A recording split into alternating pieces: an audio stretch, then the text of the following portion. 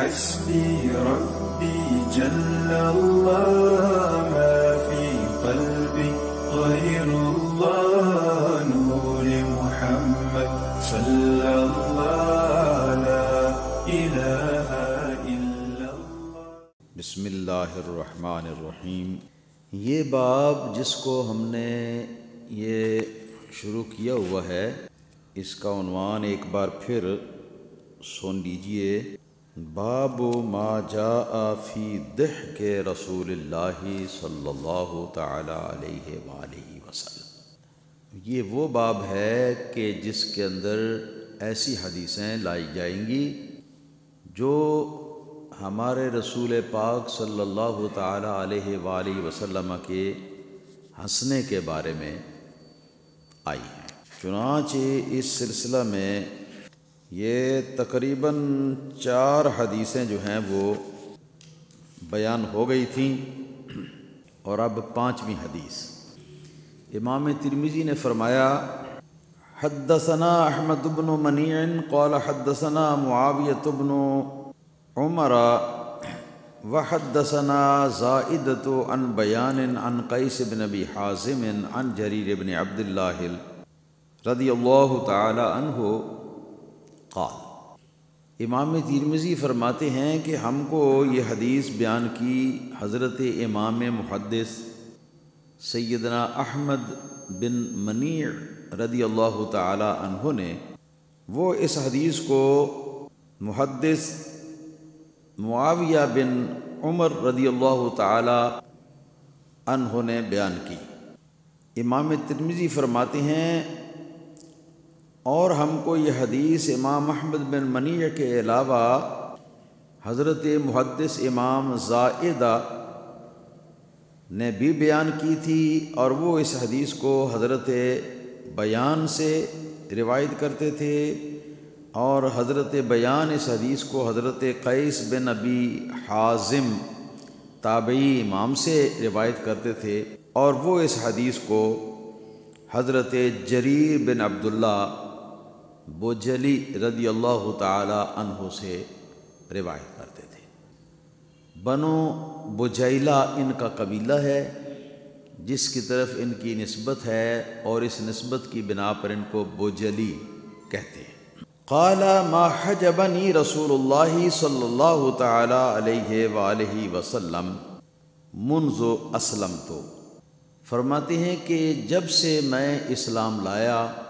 رسول اللہ صلی اللہ تعالی علیہ وآلہ وسلم نے اپنی بارگاہ میں حاضر ہونے سے مجھے کبھی نہیں روکا. ولا رآنی الا ضحکا. اور نبی کریم صلی اللہ تعالی علیہ وآلہ وسلم نے جب بھی مجھے دیکھا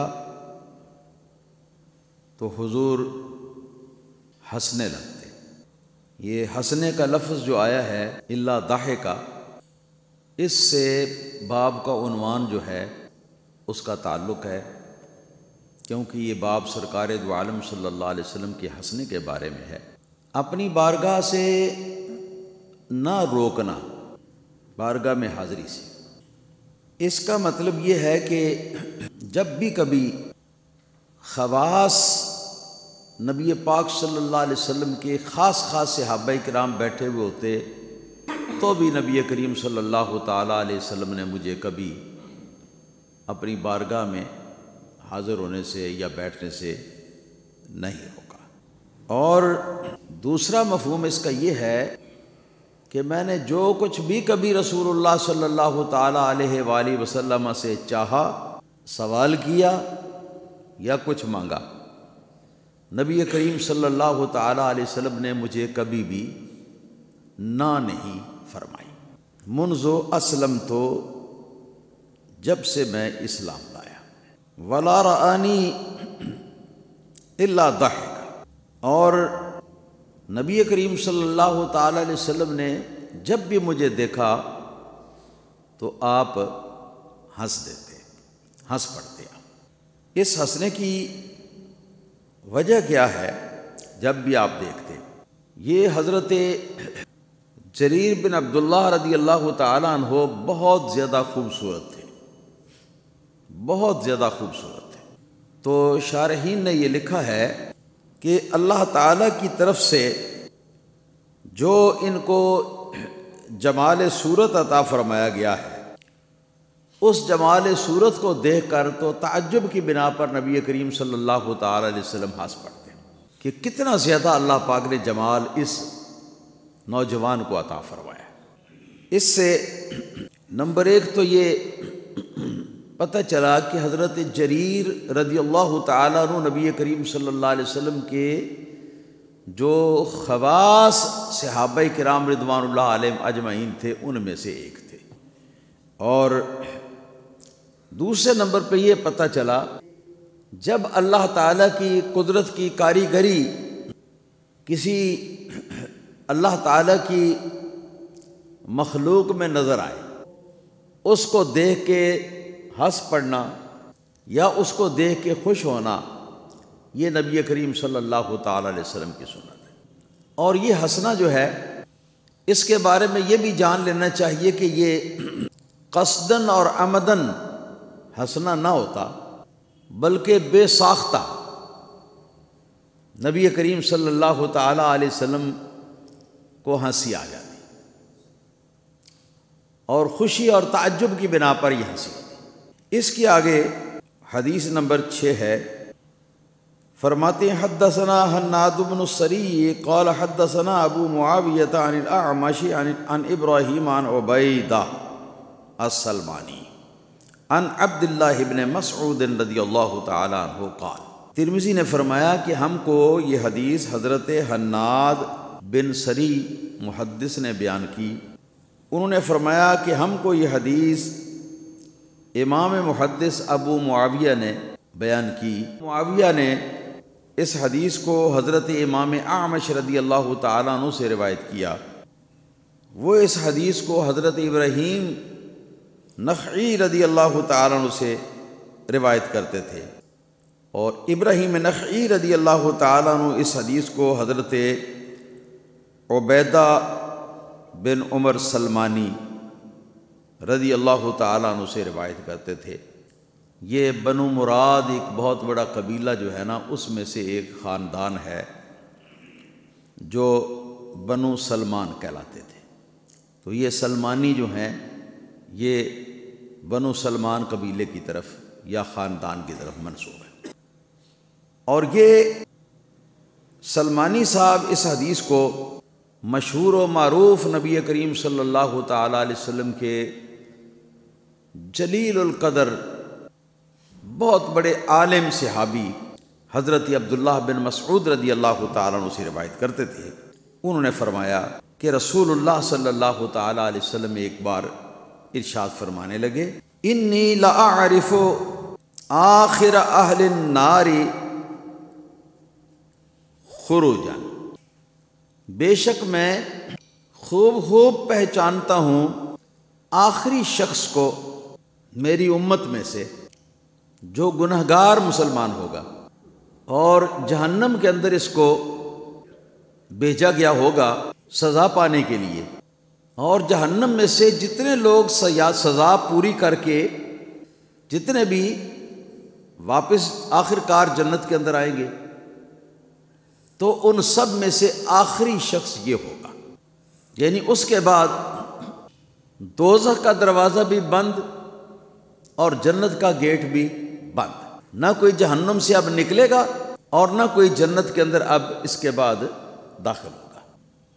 سب سے آخری شخص جو جنت کے اندر داخل ہوگا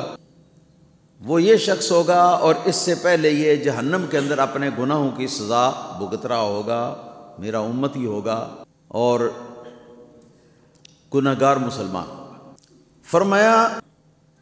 رجل یخرج منہا زحفا، اس سے چلا نہیں جائے گا، اور جہنم سے اپنے سرین کے بل، یہ ہاتھ دونوں جو ہے نا یہ آگے رکھ کے، پنجابی چ کہندے نے جس طرح بچے کسی کردے نے، اور اپنے سرینوں کے بل یہ گھسیٹتا اپنے آپ کو اور سینہ آگے کو نکال کے، تو یہ جہنم سے نکلتے نکلتے نکلتے نکلتے اللہ تعالیٰ کی اس کو اجازت ہوگی تو یہ جنت کے اندر داخل ہوگا۔ اب جس وقت یہ جنت میں داخل ہوگا فَيَذْهَبُ لِيَدْخُلْ، جنت کے گیٹ کے اندر جب یہ داخل ہوگا تو اس کے بعد یہ آگے بڑھے گا تاکہ کوئی گھر اس کو مل جائے جنت کے اندر، اور اس گھر کے اندر یہ اپنا مسکن کر لے، اپنی سکونت کر لے، اپنی رہائش کر لے۔ فَيَجِدُ النَّاسَ قَدْ أَخَذُوا الْمَنَازِلَ فَيَرْجِعُ، تو وہ دیکھے گا کہ جنت کے اندر جتنے گھر نظر آ رہے ہیں سب گھر پر ہو چکے، لوگ گھروں میں قبضہ کر چکے ہیں، داخل ہو چکے ہیں، اب کوئی گھر خالی نظر نہیں آ رہا، پتہ ہی نہیں چل رہا کوئی گھر خالی۔ فَيَرْجِعُ، تو وہ پھر جنت کے دروازے کی طرف وہ واپس مڑے گا۔ فَيَقُولُ یا رب قد اخذ الناس المنازل، کہ اے میرے رب جتنے گھر ہیں جنت کے اندر ان میں تو لوگ جو ہیں وہ داخل ہو چکے ہیں، اپنی اپنی رہائشیں اختیار کر چکے ہیں، اب تو میرے لیے تو کوئی خالی جگہ باقی رہی نہیں، تو اب میں کیا کروں؟ فَيُقَالُ لَهُ، نبی پاک صلی اللہ علیہ وسلم ارشاد فرماتے ہیں کہ اس سے کہا جائے گا کہ اَتَذْكُرُ الزَّمَانَ الَّذِي كُنْتَ فِيهِ، کیا تو اس زمانے کو یاد رکھے ہوئے ہے جس زمانے کے اندر تو دنیا کے اندر تھا؟ تو وہ عرض کرے گا کہ نعم، کہ ہاں یا اللہ میں جانتا ہوں۔ فَيُقَالُ لَهُ تَمَنَّا، اللہ تعالیٰ اس کو ارشاد فرمائے گا، اللہ تعالیٰ کی طرف سے فرمایا جائے گا کہ تو واپس نہ مڑ، کہ یہ دار آخرت ہے، یہ دار السلام ہے، یہ جنت ہے، یہاں کے سارے معاملات اللہ تعالیٰ کے محض فضل کے اوپر اور اس کے کرم کے اوپر مبنی ہے۔ دنیا والا حساب تو یہاں ہے ہی نہیں کہ سارے گھر پر ہو گئے تو اب جو بچ گیا وہ کہاں جائے، ایسی کوئی فکر مندی کی بات نہیں ہے، بلکہ تمنا، تو اپنی خواہش کا اظہار کر، بول کیا لینا چاہتا، کیا چاہیے تجھے۔ جس وقت وہ اپنی تمنا کا اظہار کرے گا کہ مجھے گھر چاہیے رہنے کے لیے، یا فلاں چیز یا فلاں چیز، جو کچھ بھی، فَيُقَالُ لَهُ فَإِنَّ لَكَ الَّذِي تَمَنَّيْتَ وَعَشْرَةُ أَضْعَافِ الدُّنْيَا، جو تو نے تمنا کی، جو تو نے ہم سے مانگا یا ہم سے چاہا، وہ سارا بھی تجھے دے دیا، اور جتنی بڑی دنیا تھی، جتنی بڑی دنیا، اس سے 10 گنا زیادہ جنت کے اندر جگہ جو ہے وہ تجھے دی جاتی ہے۔ یہ میرا خیال ہے کہ سب سے زیادہ گناہگار جو مسلمان ہوگا اور سب سے اخیر میں جس کو جنت میں آنے کا شرف حاصل ہوگا، اپنے گناہوں کی سزا بھگتنے کے بعد جتنی بھی چاہے سزا اس نے بھگتی، ظاہر ہے کہ نبی کریم صلی اللہ تعالی علیہ وسلم کی شفاعت سے یا اللہ پاک کی اپنی رحمت سے یہ وہاں جہنم سے نکل کر تو جنت کے اندر یہ داخل ہوا ہوگا۔ تو یہ شخص جو ہے، جو معلوم ہوتا ہے کہ جیسے اس کا ذہن جو ہے نا وہ اس بات کو سن کر تو شاید اس کو یقین نہ آتا ہوگا اس بات کے اوپر، اور اللہ تعالیٰ کی عطا جو ہے اس کے اوپر یہ اتنا خوش ہوا ہوگا کہ اس خوشی کی حالت میں اس کا دماغ چل جائے گا۔ زیادہ خوشی کبھی آدمی کو حاصل ہو جائے نا تو آدمی کی کیفیت جو ہے نا ذہن کی بدل جاتی ہے، بعض اوقات آدمی کی عقل ٹھکانے نہیں رہتی، اسے کہتے ہیں دہشت۔ یہ دہشت اردو پنجابی والی دہشت نہیں ہے جو دہشت گردوں والی دہشت ہے، یہ عربی کا لفظ دہشت ہے۔ جس کا معنی ہے کہ آدمی مبہوت ہو جائے، آدمی کا دماغ، آدمی کی سوچ سمجھ جو ہے وہ مبہوت ہو جائے۔ وہ مبہوت کس چیز سے ہوگا؟ کہ میں جنت کے اندر جگہ ہی کوئی میرے لیے باقی نہیں تھی اور سب سے زیادہ گناہگار بھی میں ہی تھا، تو جو کچھ میں نے اللہ تعالیٰ سے مانگا اللہ تعالیٰ نے مجھے وہ بھی دے دیا، اور جتنی بڑی دنیا ہے دنیا بھر سے 10 گنا اور زیادہ بھی اللہ پاک نے مجھے دے دیا۔ تو اس بنا پر اس کے اوسان جو ہے وہ ٹھکانے پر نہ رہیں گے، اور جب اوسان ٹھکانے پر نہ رہیں گے تو سرکار فرماتے ہیں فیقول، تو وہ زیادہ خوش ہو جانے کی وجہ سے اور حیرانگی کی شدت کی وجہ سے اس کے منہ سے بے ساختہ یہ الفاظ نکلیں گے کہ اتسخر بی وانت الملک، وہ کہے گا کہ مولا کیا تو میرے ساتھ مذاق فرما رہا ہے، حالانکہ تو شہنشاہ ہے، اور جو کچھ مانگا میں نے تو نے فرمایا کہ وہ بھی تجھے دے دیا، اور جتنی دنیا تھی بڑی اس دنیا سے 10 گنا بڑھ کر 10 گنا بڑھا کر جو ہے تو وہ بھی تجھے دے دیا، کیا مولا کریم تو میرے ساتھ ہنسی کر رہا ہے، مذاق کر رہا ہے؟ فَلَقَدْ رَأَيْتُ رسول اللہ صلی اللہ علیہ وسلم ضحک حتی بدت نواجذہ۔ سیدنا عبداللہ بن مسعود رضی اللہ تعالیٰ عنہ فرماتے ہیں کہ جب نبی پاک صلی اللہ علیہ وسلم یہاں پر پہنچے بات سناتے سناتے تو میں نے دیکھا کہ نبی کریم صلی اللہ علیہ وسلم بے اختیار ہنسنے لگے، ہیں جی، یہاں تک کہ آپ کے دانت جو ہے نا وہ داڑیں آپ کی جو ہے وہ نظر آنے لگی، اتنا سے نبی پاک صلی اللہ علیہ وسلم۔ پہلی بات تو یہ ہے کہ اس حدیث کے اندر ہمارے پیارے آقا و مولا حضرت محمد الرسول اللہ صلی اللہ تعالیٰ علیہ وسلم کے علم غیب کا ثبوت ہے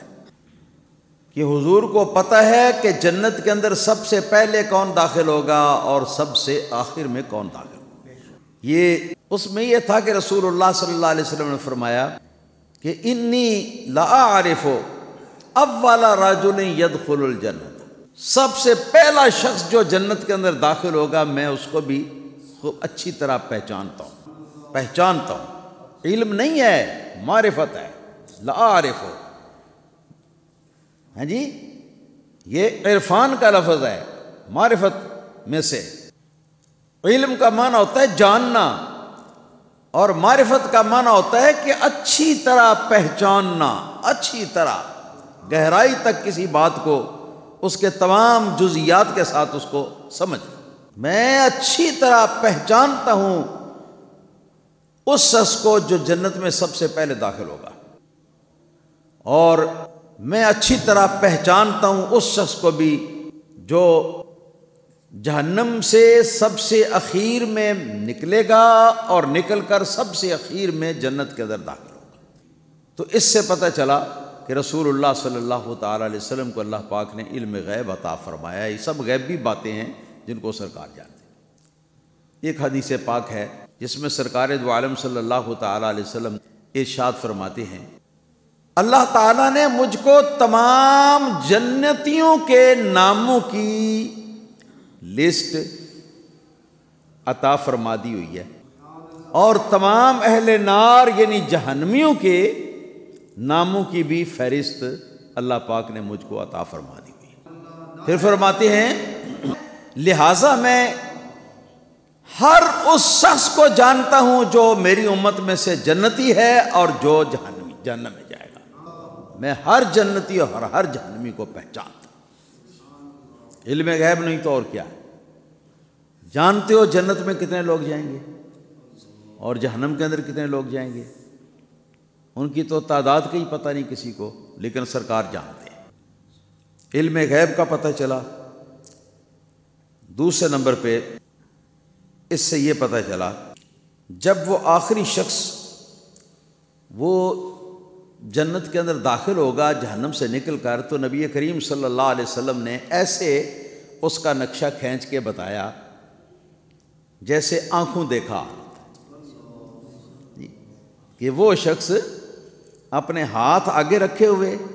سرین زمین کے اوپر رکھ کر گھسیٹتے ہوئے، سینہ آگے نکالا ہوا ہے، اس طرح وہ گھسیٹ کے اپنے آپ کو، ہاں جی، وہ تو جنت کے اندر وہ داخل ہوگا۔ فَأُدْخِلَ الْجَنَّةَ، اس کو جنت میں داخل کیا جائے گا۔ فَيَذْهَبُ لِيَدْخُلْ، وہ جنت کے اندر داخل ہونا شروع کر دے گا۔ جب اندر داخل ہوگا جنت کے گیٹ سے، فَيَجِدُ النَّاسَ قَدْ أَخَذُوا الْمَنَازِلَ، تو وہ لوگوں کو دیکھے گا کہ وہ سب گھروں کے اندر رہائش اختیار کر چکے ہیں۔ مطلب یہ ہے، اس کو یہ سمجھ آئے گا کہ سارے گھر پر ہو چکے ہیں اور اب کسی اور نئے شخص کی جنت کے اندر اس کے گھر کی، اس کی رہائش کی کوئی گنجائش باقی نہیں رہی۔ یہ اس کے دل کے اندر خیال آئے گا، یہ وہ سمجھے، اور اللہ تعالیٰ اس کو فرمائے گا جس وقت وہ عرض کرے گا یا رب قد اخذ الناس المنازل، یا اللہ یہ سب گھروں کے اندر تو لوگ جو ہیں وہ داخل ہو چکے ہیں، وہ رہائش اختیار کر چکے ہوئے ہیں، اب کوئی باقی نہیں بچا۔ تو اب اللہ تعالیٰ کی طرف سے اس کو فرمایا جائے گا کہ اتذکر الزمان الذی کنت فیہ، جس زمانے کے اندر تو دنیا میں رہتا تھا اس کو تو پہچانتا ہے، اس کا اس وقت تجھے علم ہے، یادداشت ہے، تو وہ کہے گا کہ ہاں یا اللہ پاک میں جانتا ہوں۔ یہ بات اللہ تعالیٰ کی طرف سے اس کو کیوں فرمائی جائے گی؟ یہ اس لیے فرمائی جائے گی کہ دنیا کے اندر تو یہ حال ہوتا ہے نا کہ مثلا ایک ہوٹل کے اندر جو بک کیا ہوا ہو مہمانوں کے لیے، جی، اب اس کے اندر سارے جتنے کمرے ہیں وہ سارے کے سارے پور ہو گئے، ہاں جی، اب ہوٹل کے اندر کوئی کمرہ اور باقی نہیں رہا، تو اب کیا ہوگا؟ نتیجہ یہ ہوگا کہ جو اب آئے گا تو اس کے لیے جگہ وہاں ہوٹل کے اندر نہیں ہوگی۔ تو یہ دنیاوی حال ہے، تو رب تعالیٰ اس کو یہ یاد کرائے گا کہ دنیاوی حال جو ہے اس پر تو اس بات کو قیاس کر رہا ہے جنت کو بھی، حالانکہ جنت کا معاملہ کچھ اور ہے اور دنیا کا معاملہ کچھ اور ہے، کیونکہ دنیا جو ہے وہ ایک خاص ضابطے اور ایک خاص عادت کے تحت، قانون کے تحت وہ چل رہی ہے، مگر یہاں کا جو قانون ہے وہ قانون میری قدرت اور خرق عادت کے اوپر مبنی ہے، یعنی جو میں کہوں گا وہ ہو جائے گا، چاہے پہلے نہیں تھا تو بھی ہو جائے گا۔ تو اب تجھے کس بات کی فکر؟ لہذا تو پریشان نہ ہو، تمنا تو مانگ، جو کچھ مانگتا ہے، خواہش کا اظہار کر، جو تو چاہتا ہے وہ اپنی چاہت بتا کہ جنت کے اندر تجھے کیا چاہیے۔ چنانچہ وہ اپنے لحاظ سے وہ تمنا جو ہے اس کا اظہار کرے گا کہ مجھے یا اللہ پاک اتنا بڑا گھر چاہیے، یہ اس میں یہ حوریں بھی ہوں، اس کے اندر یہ محل بھی ہوں، اس کے اندر خدام بھی ہوں، اس کے اندر وہ نہریں بھی ہوں، فلاں چیز بھی، فلاں چیز بھی، فلاں چیز بھی، سب کچھ جب وہ مانگ چکے گا تو رب تعالیٰ فرمائے گا کہ فرشتوں اس سے کہو کہ جو کچھ تو نے مانگا یہ سارا تجھے دے دیا، اور اسی وقت وہ سارے کا سارا اس کے سامنے بن کر آ جائے گا۔ انما امرہ اذا اراد شیئا ان یقول لہ کن فیکون۔ اللہ تعالیٰ وحدہ لا شریک کا معاملہ تو ایسا ہے کہ جب وہ کسی کام کا ارادہ فرما لے تو صرف وہ اتنا ہی کہتا ہے ہو جا، تو وہ ہو جا فرماتا ہے، بس ہو جاتا ہے، اسی وقت ہو جاتا ہے، دیر لگتی ہی کوئی نہیں، تو سارا کچھ اس کے سامنے آ جائے گا۔ وہ دیکھ دیکھ کے حیران ہوگا، مدہوش ہوگا، ہاں جی، مدہوش ہوگا، عربی کا مدہوش، اس کی ہوش حواس جو ہے وہ جواب دے جائیں گے، دیکھ کے حیران ہو جائے گا کہ یہ کیا، کہاں پہنچ گیا میں، مجھے تو امید ہی نہیں تھی کہ جنت کے اندر وہ داخل بھی کیا جائے گا، لیکن یہاں تو داخل کرنے کے بعد جو کچھ میں نے مانگا وہ فوراً میری منہ سے نکلا، اور ادھر اللہ پاک نے وہ میرے لیے مہیا فرما دیا۔ فرمایا جائے گا وعشرۃ امثال الدنیا، جتنی بڑی دنیا ہے تو دنیا کے برابر 10 مرتبہ اور بھی تیری تمنا کے علاوہ یہ تجھے دیا جاتا ہے، اور سب کچھ اس کی آنکھوں کے سامنے آ جائے گا۔ تو اب سوچو کہ وہ مدہوش ہوگا کہ نہیں؟ اس حیرانی کے ساتھ اس کے حواس جو ہے وہ خطا ہوں گے کہ نہیں ہوں گے؟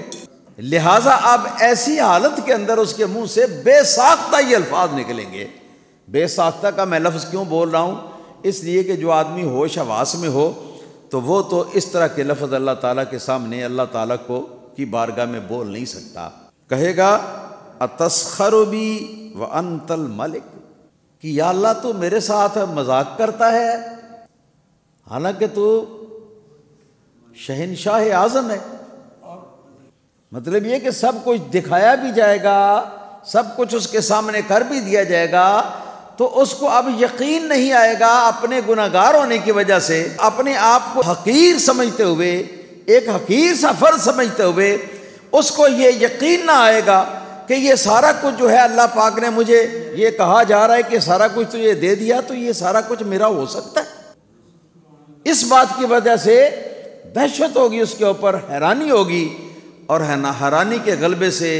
اس کے اوسان خطا ہوں گے اور اس کے منہ سے یہ الفاظ نکل جائیں گے تسخر بی وانت الملک، اے مولا میرے ساتھ تو مذاق کر رہا ہے حالانکہ تو شہنشاہ اعظم ہے۔ یاد رکھیے یہ مذاق کرنا یا مذاق اڑانا یہ صفات عیب میں سے ایک معیوب چیز ہے، اب آسان لفظوں میں کہتا ہوں۔ مذاق اڑانا کسی کا یہ ایک معیوب چیز ہے، کامل لوگوں کے لیے، سنجیدہ اور سمجھدار لوگوں کے لیے یہ ایک نقص ہے، ایک خرابی ہے، ایک عیب ہے۔ تو جب کوئی بندہ جو ہے جو کامل انسان ہو تو وہ اس صفت کے ساتھ موصوف نہیں ہو سکتا، تو رب العالمین کس طرح اس صفت کے ساتھ موصوف ہو سکتا ہے؟ وہ کچھ سمجھیں آپ کے نہیں؟ قرآن کریم کے اندر ہے کہ حضرت موسیٰ علیہ الصلاۃ والسلام نے اپنی قوم سے کچھ باتیں کی کہ مولا تعالیٰ میری دعا سے تمہیں یہ بھی دے گا، یہ بھی دے گا، یہ بھی دے گا۔ قرآن کریم کی سورۃ البقرہ میں ہے، پہلے سپارے میں ہے۔ تو پتہ انہوں نے کیا کہا سن کر یہ کہا کہ اتتخذنا ہزوا، انہوں نے کہا کہ موسیٰ آپ ہمارا مذاق اڑا رہے ہیں، یعنی ہم تو ان چیزوں کے لائق ہی نہیں ہے، تو اتنی مہربانیاں ہم پر ہو جائیں، کیا ہمارا آپ مذاق اڑا رہے ہیں؟ قال اعوذ باللہ ان اکون من الجاہلین، حضرت موسیٰ علیہ السلام نے فوراً جواب میں کہا کہ اللہ کی پناہ مانگتا ہوں اس بات سے کہ میں جاہلوں میں سے ہو جاؤں۔ کیا مطلب یہ ہے کہ مذاق اڑانا یہ جاہلوں کا کام ہے، جہالت کی وجہ سے ہوتا ہے، اور میں اللہ تعالیٰ کی پناہ میں آتا ہوں اس بات سے کہ میں جاہلوں میں سے ہو جاؤں۔ یعنی میں تو جاہلوں میں سے ہوں نہیں، اللہ تعالیٰ کی پناہ میرے شامل حال ہے، میں اہل علم میں سے ہوں، اہل عقل میں سے ہوں، تو میں کیسے تمہارا مذاق اڑا سکتا ہوں؟ کچھ سمجھیں آپ کے نہیں سمجھے؟ یہاں سے تو یہ سمجھ میں آیا کہ حضرت موسیٰ علیہ السلام نے مذاق اڑانے والا ہونے سے اللہ کی پناہ مانگی اور بتایا کہ یہ جاہلوں کا کام ہے، کوئی اہل علم اہل عقل جو ہے نا وہ یہ کام نہیں کر سکتا۔ میرا مقصد جو ہے وہ یہ ہے کہ جتنے وہابی دیوبندی ہیں بمے مولانا مودودی کے، قرآن پاک کی متعدد آیات کے اندر انہوں نے اللہ تعالیٰ کے لیے مذاق اڑانے کا لفظ استعمال کیا۔ یخادعون اللہ وہو خادعہم، قرآن پاک کی آیت ہے۔ اس کا ترجمہ مودودی صاحب نے بھی لکھا، سارے دیوبندیوں وہابیوں نے، اشرف علی تھانوی کیا، محمود الحسن دیوبندی کیا، شبیر احمد عثمانی کیا، سارے دیوبندیوں وہابیوں نے اس کا ترجمہ بمے مودودی صاحب کے یہ لکھا کہ یخادعون اللہ، یہ لوگ دھوکہ دینا چاہتے ہیں اے اللہ تعالیٰ کو، وہو خادعہم، حالانکہ اللہ تعالیٰ ان کو دھوکہ دے گا۔ اسی طرح اللہ یستہزئ بہم، یہ الفاظ ہے۔ وہ جب سورہ بقرہ میں ذکر ہے نا کہ منافقین کے سردار جس وقت لوگوں کے پاس، مسلمانوں کے پاس بیٹھتے تھے تو وہ نبی پاک صلی اللہ علیہ وسلم کی نبوت اور رسالت کا اقرار کرتے تھے، ہاں جی، نماز بھی پڑھ لیتے تھے جماعت کے ساتھ، قرآن بھی پڑھ لیتے تھے، سارے کام کر لیتے تھے، لیکن جس وقت واپس جاتے تھے اپنے شیاطین کی طرف واپس جاتے تھے تو ان سے لوگ یہ سوال کرتے، کون لوگ؟ جن کے یہ سردار یعنی منافقین ان سے سوال کرتے، ان سے پوچھتے کہ تم وہاں جا کے تو تم کلمہ بھی پڑھ لیتے ہو، محمد صلی اللہ علیہ وسلم کو اللہ کا نبی رسول بھی کہہ دیتے ہو،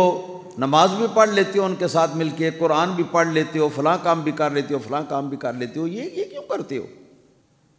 تو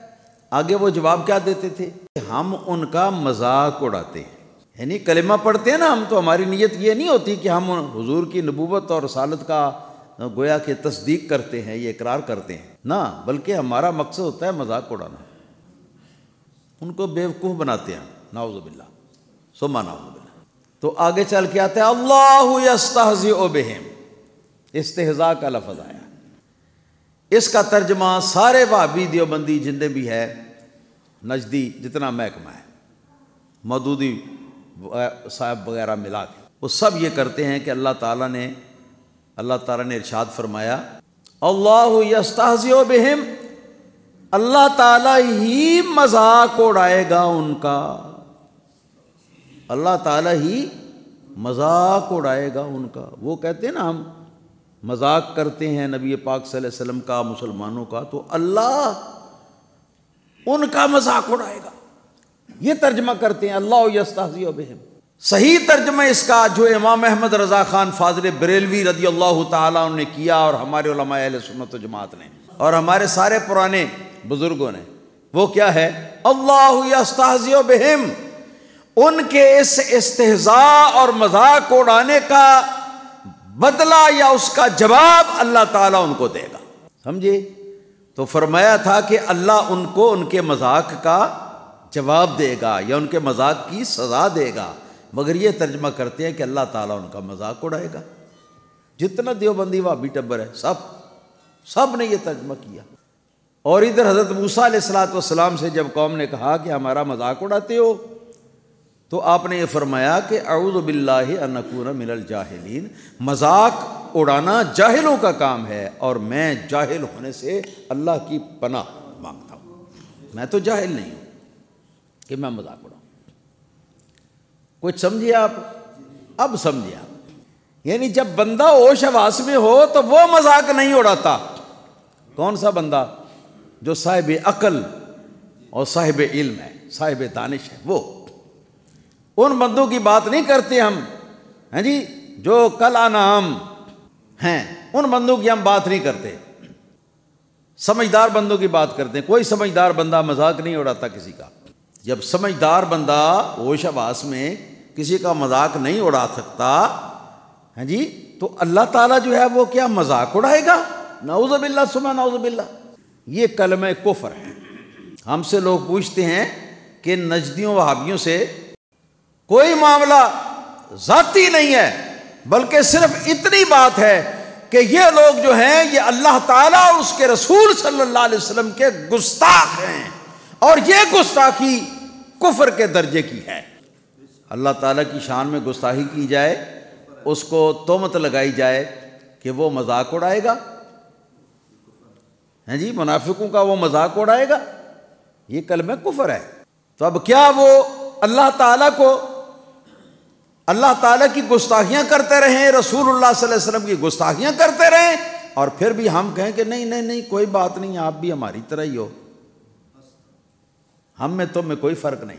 نہ جی نہ، اس طرح ہم بالکل اپنے آپ کو ان کے برابر کرنے کے لیے تیار نہیں ہیں، نہ ان کو اپنے برابر کرنے کے لیے تیار ہیں، بلکہ جو اللہ رسول کے گستاخ ہیں ان کا ٹھکانہ جہنم ہے۔ تو یہ شخص جو ہے جب یہ دیکھے گا کہ جو کچھ میں نے تمنا کی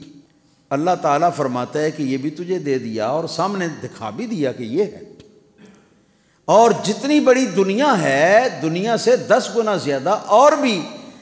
میرے سامنے تیار کر دیا، اور مجھے اللہ تعالیٰ کہہ رہا ہے یا اس کے کارندے کہہ رہے ہیں کہ یہ سارا تمہارا ہی ہے، اس سے اس کی اوسان خطا ہو جائیں گے، اس کے ہوش حواس جو ہیں وہ قائم نہ رہیں گے، اور اس عالم کے اندر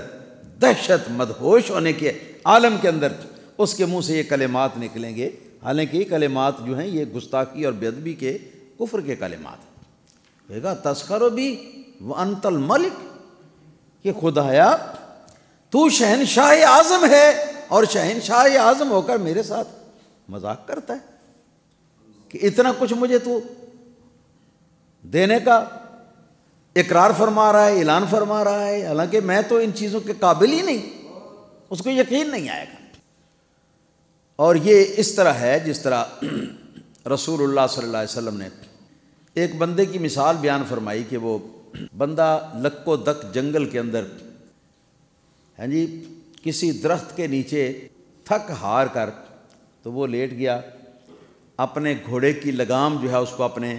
سینے پر رکھ کر اپنے ہاتھ اس پر رکھ دیے اور سو گیا۔ اس کی آنکھ لگ گئی، بہت تھکا ہوا تھا، تو گھوڑا جو ہے ادھر ادھر ہوا، جب گھوڑے نے دیکھا کہ اب میرے لیے رکاوٹ کوئی نہیں تو گھوڑا بھاگ گیا۔ جب وہ اٹھا تو سوچا کہ میرا تو پانی کا مشکیزہ بھی گھوڑے کے اوپر ہی ہے، توشہ دان جو ہے کھانے پینے کا سامان سارا وہ بھی گھوڑے کے اوپر ہی ہے، اور گھوڑا لے کر بھاگ گیا ہے، اب کیا کروں؟ تو اٹھ کے وہ بیچارہ کبھی ادھر بھاگتا ہے، کبھی ادھر بھاگتا ہے، کبھی ادھر بھاگتا ہے، کبھی ادھر بھاگتا ہے، اس کو گھوڑا نہیں ملتا یہاں تک کہ وہ تھک ہار جاتا ہے اور یہ سمجھتا ہے کہ اب میری آنکھیں پھر رہی ہیں اور سر چکرا رہا ہے اور دل بیٹھ رہا ہے، اب میرا وقت موت جو ہے وہ آ چکا ہے۔ تو اب وہ مرنے کے لیے وہ بندہ لیٹ جائے گا، اور جو ہی وہ لیٹے گا تو دل چھپ جائے گا، غشی ہو جائے گی، غشی میں پڑا رہے گا پڑا رہے گا پڑا رہے گا، یہاں تک کہ جب غشی اس کی دور ہوگی، افاقہ آئے گا، آتا ہے تو فوری طور پر وہ کیا دیکھتا ہے، آنکھیں کھلتی ہیں تو دیکھتا ہے کہ گھوڑا اس کے پاس کھڑا ہے، جس کو تلاش کرتے کرتے وہ مرنے لگا تھا۔ اس وقت وہ بندہ جو ہے کثرت فرح سے، خوشی کی انتہا سے، وہ بندہ جو ہے سرکار فرماتی ہیں کہ وہ اس کے ہوش و حواس خطا ہو جائیں گے، ہوش و حواس اس کے خطا ہو جائیں، اور پھر وہ بندہ کیا کہتا ہے، وہ بندہ اس کو پتہ نہیں چلتا، اور بندہ وہ کہتا ہے کہ الہی انت عبدی وانا ربک، کہنا تھا کہ یا مولا میں تیرا بندہ ہوں اور تو میرا رب ہے، مگر اس مدہوشی کی وجہ سے، اوسان خطا ہو جانے کی وجہ سے اس کے منہ سے یہ الفاظ نکل جائیں گے کہ اے الہ تو میرا بندہ ہے اور میں تیرا رب ہوں، اس کے منہ سے یہ مدہوشی کی حالت میں یہ الفاظ نکل، تو یہ چونکہ عقل ہوش کام نہیں کر رہا اس لیے معافی ہے، تو اس کے بھی عقل و ہوش جو ہے نا وہ کام نہیں کر رہا ہوگا، تو اس وجہ سے یہ بندہ یہ کہہ دے گا،